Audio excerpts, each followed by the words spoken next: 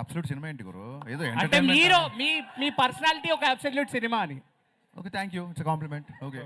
బ్రహ్మకళ్ళి గారు సార్, హరిశంకర్ గారు ఇక్కడ. హియర్ బ్రహ్మకళ్ళి గారు హరిశంకర్ గారు మేడం చెప్పండి ma'am. Hi, I'm Anjali from TFPC.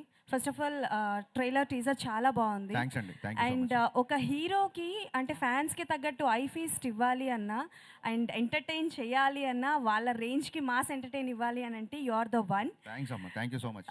And mass Maharaja Raviteja గారిని అండ్ అలాగే పవర్ స్టార్ పవన్ కళ్యాణ్ గారిని ఈ కాంబో బాబు పొగిడినప్పుడు కూడా మీరు పొగుడుతున్నారు వినని అంటావు.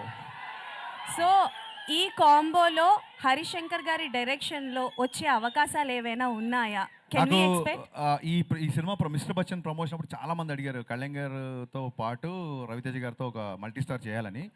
వీళ్ళు అడగడం మూలంగా నేను మెల్లిగా థింకింగ్ స్టార్ట్ చేశానండి. ఎప్పుడైతే స్క్రిప్ట్ అయిపోతే అప్పుడు నేను ట్రై చేస్తాను, సిన్సియర్గా ట్రై చేస్తాను. And Harish one more question Harish garu. Yeah ma'am. So బేసికల్గా మీ మూవీస్లో హీరోస్ క్యారెక్టరైజేషన్స్ చాలా డిఫరెంట్గా ఉంటుంది. ఓకే. సో ఆ క్యారెక్టరైజేషన్స్ మీరు అంటే లైక్ బిల్డ్ చేసుకున్నప్పుడు రియల్ లైఫ్లో ఎవరినైనా చూసుకుంటారా, లేకపోతే మిమ్మల్ని మీరు అద్దంలో చూసుకొని క్రియేట్ చేసుకుంటారా క్యారెక్టరైజేషన్?